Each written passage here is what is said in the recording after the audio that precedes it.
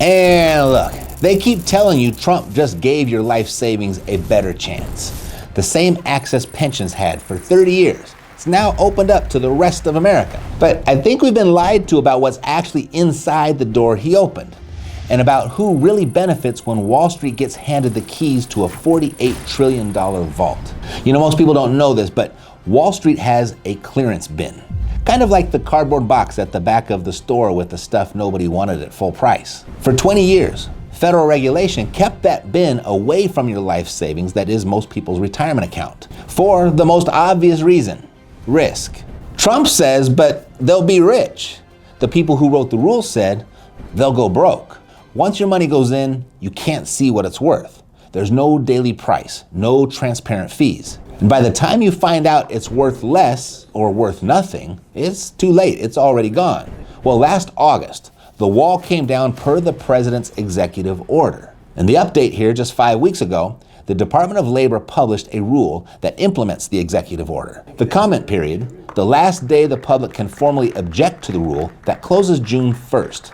That's less than 4 weeks from today. After that, it will be up to the Department of Labor and the courts as to whether or not these risky items get access to the $48 trillion vault that is the working man's 401k. Now, for some perspective, that's roughly the same value as every house, condo, and townhouse in the country combined.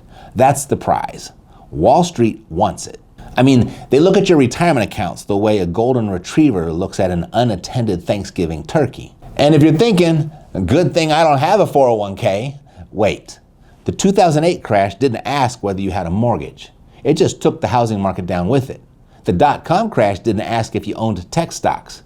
It just took the whole economy down with it. If something this big breaks, it doesn't break in a vacuum. It pulls everything around it down too. Your home value, your job, your Social Security, the bank holding your checking account. This matters. If this cracks, everyone gets hit.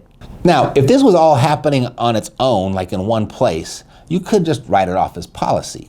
It's a new idea going through the normal channels to be determined whether it's going to pass or not. I mean, it's everyday happenings in DC. But it didn't happen in one place. Apollo, Blackstone, Ayers, KKR, and BlackRock, 5 firms, before the rule was published, had already cut deals with the gatekeepers who decide what gets stocked in that bin. They didn't wait. They know something. They're not betting the rule will pass. They're acting like it already did. Act now, paperwork later. That's not how regulated industries normally behave. So the theory is, when 5 competitors move in the same direction at the same time, that's not market enthusiasm. That's a coordinated project to capture that prize before anyone else has a chance. But here's what almost nobody's connecting. The last time Wall Street did this, when too many investors tried to pull their money out of Blackstone's biggest fund at the same time, Blackstone capped withdrawals. They rationed investors' money. So if you wanted to withdraw $100,000 of your money, you only got 25 of it. You had to wait in line for the rest. That rationing lasted 15 months. I mean, we're talking sophisticated investors, people with accountants and lawyers. They couldn't get to their own money for over a year. Now, picture that same gate closing on a 71-year-old who just wants to pay her dental bill. That's not a market correction. That's a hostage negotiation. So here's what's coming. I'm going to show you what they're stuffing in the discount bin, what these things actually are. And I'm going to show you why Wall Street is moving on this so fast they couldn't even wait for the rule to be legal. And then I'm going to show you the 2 moves that put you on the other side of the gate before it closes. I mean, some of you already have one of them. You probably don't even realize it yet. And look, you did everything right. You contributed every paycheck. You stayed in long enough. The market did what the market does, and it went up over time. I mean, sure, depending on when you retired, the timing wasn't always kind, but for the most part, you got what was promised. That's the whole deal. You took the risk you were told to take, no more, no less. Well, the deal just changed, and nobody asked you. The clearance bin is now a part of the plan. So let's unbox it. Let's see what's inside. First thing you'll find, private equity. These are funds that buy whole companies, finance most of the purchase with debt the company itself takes on, cut aggressively the costs, and then try to sell 5 to 10 years later for more than what they paid for it. 401k savers were kept away from private equity for 2 reasons. One, once your money goes in, it's essentially locked, sometimes 10 years, sometimes longer. And 2, these deals fail at roughly 10 times the rate of comparable companies that don't get acquired this way. Cal Poly Research, decades of data. Toys R Us is one as an example. Bain Capital, KKR, and Vornado took it private in 2005 and loaded it with over $5 billion in debt. They couldn't sell enough toys to carry the weight. Bankrupt by 2017. 33,000 employees laid off. The firms, though, they collected transaction and management fees the entire time the company was sinking. The laid off workers, they eventually settled for $60 each. And it's not just Toys R Us. I'm talking about Sears, Payless, Radio Shack, Sports Authority, same playbook, same outcome. From 2015 to 2020, more than half of every retail bankruptcy in America was owned by private equity. 71% just in 2025. 500,000 jobs gone. Now, picture that same arrangement holding a slice of your retirement plan. You're locked in. And here's the part they'll never put in the brochure. They get paid either way. You find out it failed when there's nothing left to find out. Your 401k would take the loss while everyone else collected fees on the way down. The second thing getting access to 401k money, private credit. This is direct lending. You see, after 2008, banks got new rules that pushed them out of certain kinds of corporate loans. So a parallel system grew up to take those loans instead. Today, it's a $2 trillion industry. It sounds boring. It's not. 401k savers were not allowed to invest in private credit for 3 reasons. 1, there's no public market for these loans. If you want out, you wait until the loan matures. That could be 5 years, maybe 10. 2, there's no daily price. The fund manager values the loan however they value it. By the time something's gone wrong, you find out months later, sometimes longer. 3, and this one is the big one. The entire asset class has never been tested through a real recession. It only exists in this current form because of post-2008 rules. We have no data on how it behaves when the economy actually breaks. And there's a structural crack already showing. Almost 90% of these loans are now what's called covenant light, meaning the early warning system that lenders used to have, the periodic financial check-ins on the borrower, those have been deleted from the contract. Covenant light is like lending someone $500,000 with no credit check, and then only finding out they were broke once the check bounces. The lender doesn't find out the company is in trouble until a payment gets missed. Sometimes not even then. By the time it shows up, options are limited. And it's already cracking. September of last year, 2 big names, First Brands, auto parts company, $12 billion balance sheet, collapsed. Tricolor Holdings, subprime auto lender, gone the same month. The chair of UBS came out in November and said the conditions in private credit right now look like the conditions that led to 2008. His exact words, looming systemic risk. And the receipts back him up. Headline default rate in private credit, the one you see on TV, it's about 2%. Fitch's actual number, as of January, 9.2%. That's almost 5 times the headline. The gap is hidden in workarounds the industry uses to keep loans from showing as defaulted on paper. The crack is structural, and the cycle is starting. And now they want to put it inside your retirement plan. Third, crypto. You know what that is. The argument here has always been that it didn't belong in a retirement account because retirement accounts are supposed to be conservative. And crypto, it can swing 30% in a week, 99% in a year. The Biden Labor Department issued formal guidance in 2022, extreme care, before adding crypto to a retirement plan, citing significant risks of fraud, theft, and loss. That guidance got rescinded in May of last year. Trump's August executive order took it a step further. 401k savers were warned away from crypto for 3 specific reasons. 1, volatility. Bitcoin's chart looks like a heart attack readout. The 2018 cycle saw Bitcoin lose 84% of its value from peak to trough. The 2022 cycle wiped out $2 trillion in market cap. November of last year was Bitcoin's worst month since 2022, down 25% in 30 days. And then 2, custody risk. You see, you don't actually hold the coin, an exchange holds it. So if the exchange fails, your access to your money fails with it. And 3, fraud. The entire history of the industry is one collapse after another. And these aren't theoretical collapses. FTX, second largest crypto exchange in the world. Sam Bankman-Fried, the guy on the magazine covers, bankrupt November 2022. Billions of dollars in customer funds frozen overnight. Same year, Terra and Luna, $500 billion in market value wiped out in a few days. And then Voyager and BlockFi, 2 major crypto lenders, bankrupt within 7 months. Customers who thought they had savings woke up to find they had claims in a bankruptcy court instead. In 2014, I started dollar cost averaging into various cryptos. And I started really small. I was just putting in $25 a week. And as business grew for me, I increased that to $300 a week. And in 2021, my crypto holdings skyrocketed to where it amounted to 80% of my net worth. Now, I'm a real estate guy. My wealth was predominantly built and held in real estate up until then.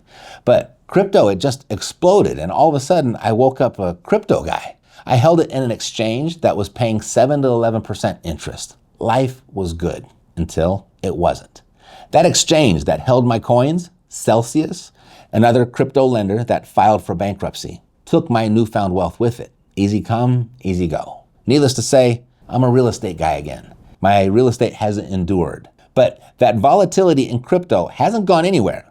Last October, $19 billion in leveraged crypto positions got liquidated in a single day. 24 hours. Nothing about crypto became less risky in the last 12 months. What changed is the March 30 rule. Same instrument, same volatility, now legal inside the vault, your 401k. Now those are 3 different investment products en route to tap into the $48 trillion, 3 different vehicles. One thing in common, every one of them is illiquid, opaque, or wildly volatile. Every one has a lower batting average than what you're invested in now. And every one of them was kept away from regular savers for those exact reasons. So why are they suddenly the future of your retirement? Short answer, because 1, there's a lot of it for sale. 2, nobody will buy it. And 3, somebody's making money on this, whether you do or not. So first, there's a lot for sale. Basically, the discount bin is full. And here's why. Someone built too much. And because they did, it all has to go somewhere. Apollo, Blackstone, Heirs, KKR, and BlackRock. They didn't just discover this inventory, they created it. Over the last 15 years, they raised trillions of dollars from pension funds, sovereign wealth, university endowments. They took that money, bought up companies, made the loans, put together the deals. They built the inventory because they had buyers willing to pay for it. Then the buyers stopped buying. And that brings us to the second thing. The pension funds are full. Every state retirement system, every major endowment, they've already allocated everything that they're going to allocate. The university money is in, the sovereign wealth is in, the good companies got bought already. The high quality borrowers got their loans years ago. What's left in the pipeline is what didn't sell at the institutional level. And the third thing, and this is the part that explains everything. You see, these firms get paid based on how much money they manage, not how well it performs. 2% a year of whatever's in the fund, whether the fund goes up, sideways, or down, plus 20% of any profits if there are any. They make money on the way in, on the way through, and on the way out. The only thing that hurts them is having no money to manage it all. So when the institutional buyers stopped buying, they had a problem. Not a performance problem, a pipeline problem. Then they looked at your 401k, $48 trillion, captive, patient, politically protected, locked in until you turn 59 and a half. It doesn't ask questions, it doesn't read the prospectus, it doesn't know it's been moved into something it shouldn't be in until the gate closes. They don't need the products to perform, they need the products to get bought. And once they're inside your retirement, they get bought automatically, every paycheck, on autopilot, whether you noticed or not. The average worker checks their 401k statement 4 times a year. The fees get collected 52 times. That's the whole game. That's always been the game behind the 401k, if you didn't know that. And the game board is growing, and the stakes are now rising. And look, this isn't a left-right thing. I think Trump has the best intentions with this move. But Senator Elizabeth Warren has been writing letters to 401k record keepers opposing this since June of last year, 2 months before Trump even signed the executive order. No surprise there that they're on opposite sides of this issue. And it's important to note, though, that the SEC's own Office of the Investor Advocate, a nonpartisan watchdog, flagged this as a top priority for 2026. So you've got a Democratic senator and a federal investor protection office. They're raising the same concern.